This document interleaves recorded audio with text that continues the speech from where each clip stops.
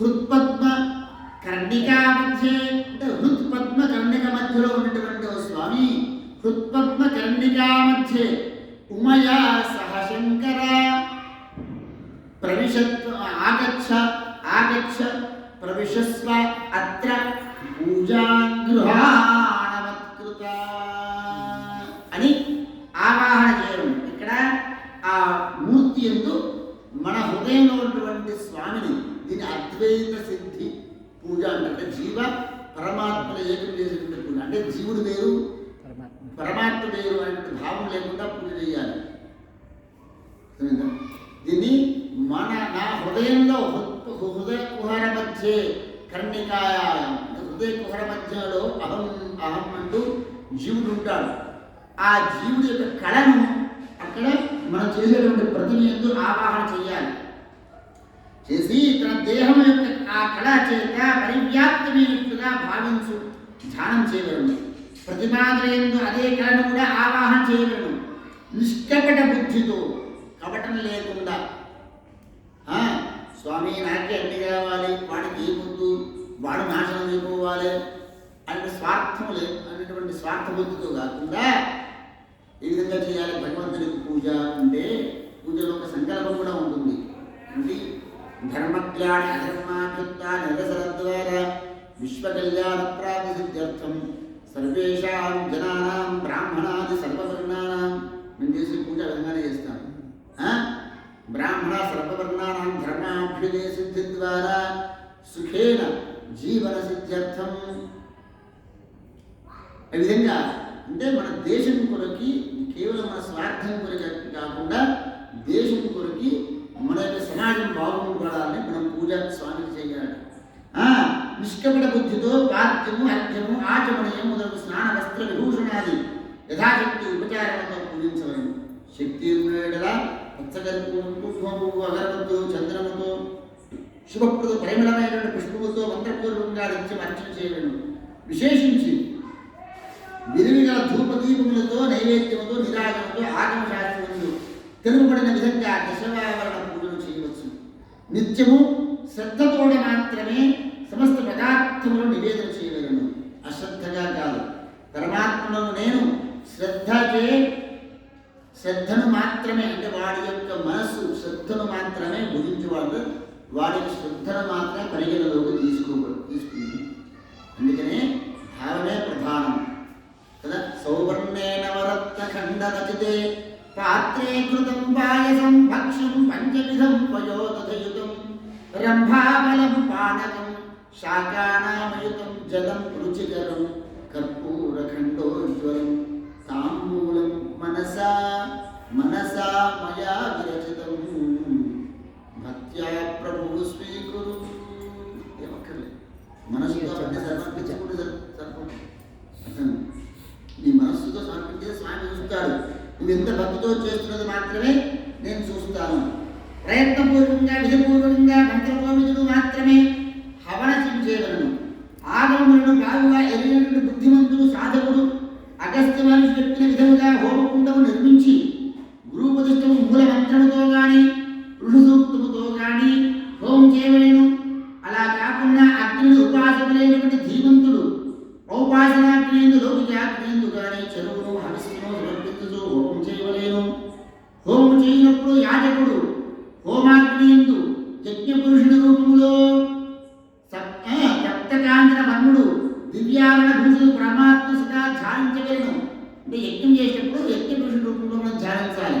యజ్ఞపురుషుడు ఏ విధంగా ఉంటాడయ్యా అంటే మీకు చెప్పాను, అగ్నిముఖావై దేవ ఎట్లా ఉంటాడంటే అంటే సప్తహస్త చతుశృంగ, 7 చేతులు, చతుశృంగ 4 కొమ్ములు, సప్త జిహ్వ 7 నాలుకలు, సప్త జిహ్వ ద్విశీర్షక 2 తలలు, త్రిపాత్ ప్రసన్న వదన 3 పాదములట, ప్రసన్న వదన సుఖాసన అని ఆ విధంగా ఉంటాడు.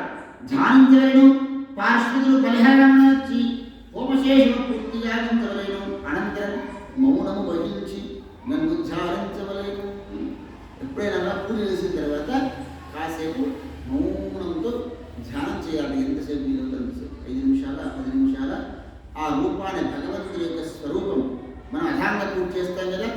శ్రీరామాయ నమః పాదో పూజయామి శ్రీరామాయ నమః, గుల్భూ పూజయామి శ్రీరామాయ నమః, జంఘే పూజయామి శ్రీరామాయ నమః, జానీ పూజయామి అంటే జానంటే మోకాలు శ్రీరామాయ నమః, గురు పూజయామి శ్రీరామాయ నమః, కటిం పూజయామి శ్రీరామాయ నమః, ఉదరం పూజయామి శ్రీరామాయ నమః, హృదయం పూజయామి శ్రీరామాయ నమః, బాహుం పూజయామి శ్రీరామాయ నమః, కంఠం పూజయామి శ్రీరామాయ నమః, ముఖం పూజయామి అని అధాంగ పూజ చేసిన తర్వాత ఆ యొక్క స్వరూపాన్ని కాసేపు ధ్యానం చేయాలి. పార్శ్వతులకు బలిహరణం ఇచ్చి హోమశేషుడు పూర్తిగా ఉంచవలేను. అనంతరం మౌనం వహించి ధ్యానించవలేను. నా స్మరణ చేయుచు మనస్సులో నన్ను జపించవలేను. భగవన్నామాన్ని ఓం రామాయ నమః రామాయ నమః లేదా నారాయణాయ నమః నారాయణాయ నమః నారాయణాయ నమః అంటూ ఆయన ధ్యానం చేస్తూ జపం చేయాలి పూజ అయిన తర్వాత. తదుపరి ప్రీతిపూర్వకంగా ముఖములకు సువాసన కలిగించినట్టు కర్పూరాదిత్యం తాంబూలంలో సమర్పించవలను. నృత్యమును గానమును స్తోత్రపాఠములను నా కొలుపు చేయవలను. హృదయమునందు నా మనోహరమూర్తి నిలిపి భూమి మీద హృదయంలో భగవంతుని యొక్క రూపాన్ని నిలిపి సాష్టాంగ దండ ప్రణామాన్ని సాష్టాంగంగా ప్రణామాన్ని ఆచరించవలేను. నాచే ఇవ్వబడినదని భావించి అంటే ఈ దేహము భగవంతుడికి ఇవ్వబడినది భావించి ఈ ప్రసాదం స్వీకరించి అంటే ప్రసాదం భగవంతుడి నుండి తీసుకున్నట్టుగా. ప్రసాదాన్ని ఎప్పుడు అది ఒక పులిహోర దద్దోజనం దీంట్లో ఉప్పు ఎక్కువైంది, దీంట్లో ఉప్పు తగ్గిపోయింది, దీంట్లో పోపు ఎక్కువైంది విమర్శన కాకుండా భగవంతుడి యొక్క ప్రసాదం సాక్షాత్ భగవంతుడు స్వీకరించి నాకు ఇస్తున్నాడు అనేటువంటి భావనతో ప్రసాదము ఇది భగవత్ ప్రసాదం తలుపుతో కళ్ళకు అద్దుకొని స్వీకరించలను. భక్తి భావ విహ్వలుడై నా చరణములను తన మస్తకమునందు ధరించి హే ప్రభో ప్రార్థన చేయాలట.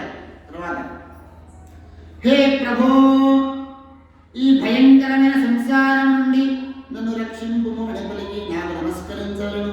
తదుపరి బుద్ధిమంతుడు ఉపాసకులు ప్రతిమ యందు ఆవాహన చేసినటువంటి జీవకలను మనం ఆవాహన చేస్తాం కదా. శ్రావంతరజగన్నాథ యావత్ పూజ అవసానకం మొత్తం ప్రీతిభావేన లింగేస్మిన్ సన్నిధిస్కురు కృత్పద్మ కర్ణికావధ్య ఉభయాకాశంకర ఆగచ్చ ప్రవిశ స్వాత్ర పూజాం గృహాణమత్కృత అని పూజాం గృహాణమత్కృత ఆవాహన చేస్తాం. అలాగే కృత్పద్మ కర్ణికా మధ్య ఉమయా సహశంకర ప్రవిశత్వం మహాదేవ సర్వై అంటే ఒక పుష్పం తీసి సర్వై ఆవరణై సహ అని పుష్పాన్ని వాసన ద్వారా ఆ శ్వాస ద్వారా మళ్ళీ లోనికి ఆ కళను మనం తీసుకోవాలి. ఇది పూజా విధానం.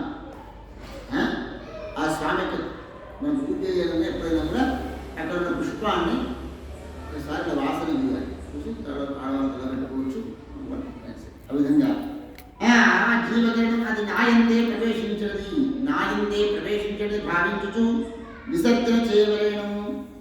హృదయగమనందు గల జీవకళను ప్రతిమేందు ఆవాహన చేసినట్టుగా తిరిగి ఆ జీవకళయందు నేను చేరితిని అను భావంతో ధ్యానింపవలేను.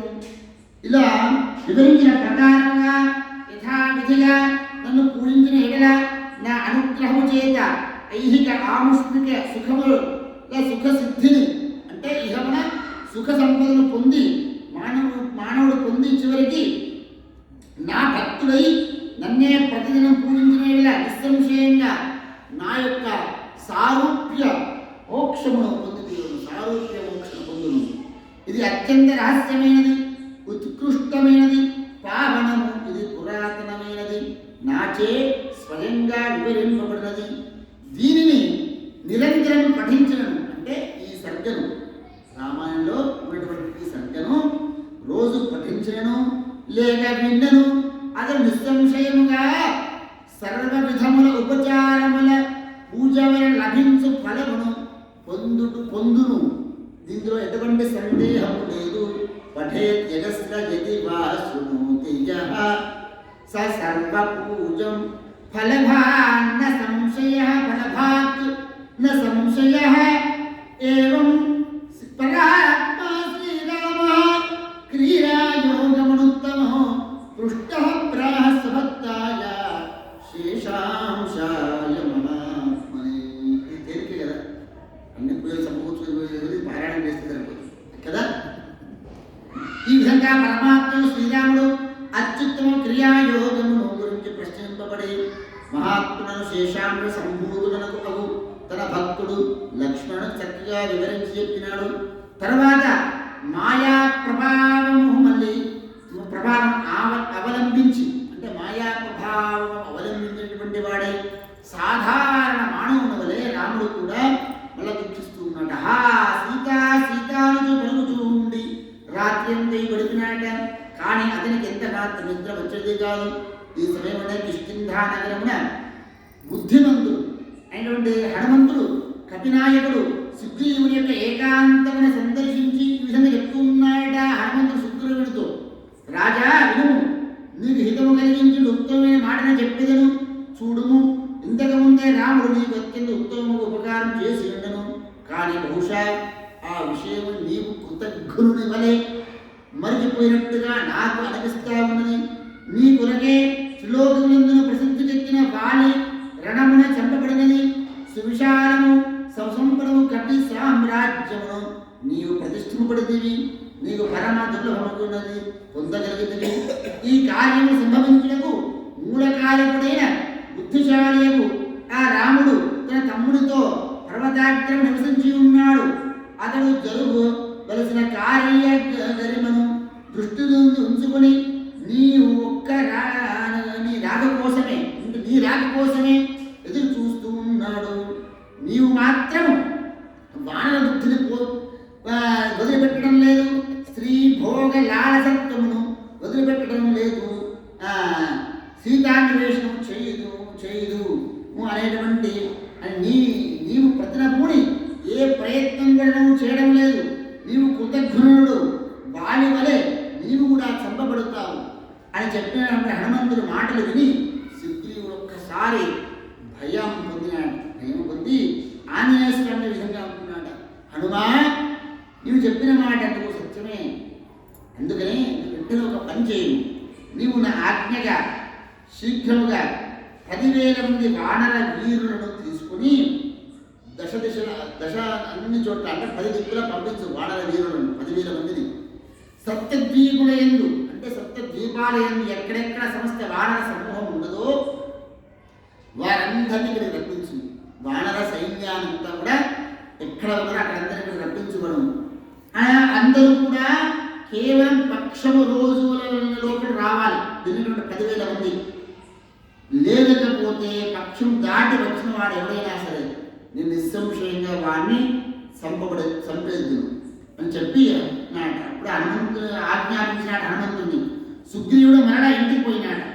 ఆ విధంగానే హనుమంతుడు సుగ్రీవుడికి ఆజ్ఞ పురస్కరించుకుని క్షణమే దశలకు కూడా అన్ని చోట్ల కూడా వానర వీరుడు పంపించినాడు. ఎక్కడెక్కడ వానర సేనలు ఉన్నాయో మహావీరుడు వాళ్ళందరికీ తీసుకురమ్మని. ఆ రాముని కార్య సంసిద్ధికై అది రహస్యముగా ఆరాడబడుతున్న పవనహైన కుమారుడు ఆంజనేయుడు వాయుదేవి గారాల బిడ్డ లెక్కలకు మిక్కిలి గుణములే సంపదగాక సంపన్నులు వాయువేగ సమమము వేగం గలవారిని పర్వతముల ఉన్నతులను కదల్చరాటువంటి బల రూపములు కులవారు కపివీరుల ముఖ్యులను వారి యోగ్యము రీతిలో తృప్తులు చేసి దూతలుగా అన్ని చోట్లకు పంపించినాట ఆ ఆంజనేయ స్వామి. ఆ తర్వాత ఇది శ్రీ అధ్యాత్మ రామాయణ ఉమామహేశ్వర సంవాదే కిష్కింధకాండే చతుర్థ సర్గః సమాప్తః. శ్రీ సీతారామచంద్ర స్వామి భగవానికి. ఆ తర్వాత రేపు లక్ష్మణుడు యొక్క కిష్కింధా నగరానికి వెళ్ళడం, రాముడి యొక్క విలాపం, ఇంకా ఉంది. ఓం స్వస్తి. హరే రామ రామ రామ హరే హరే, హరే కృష్ణ కృష్ణ కృష్ణ హరే హరే, హరే రామ రామ రామ హరే హరే, హరే కృష్ణ కృష్ణ सीतारामचंद्र स्वामी भगवान की जय। पवन सुत हनुमान की जय। पुस्तक प्रिया परिपालयन्त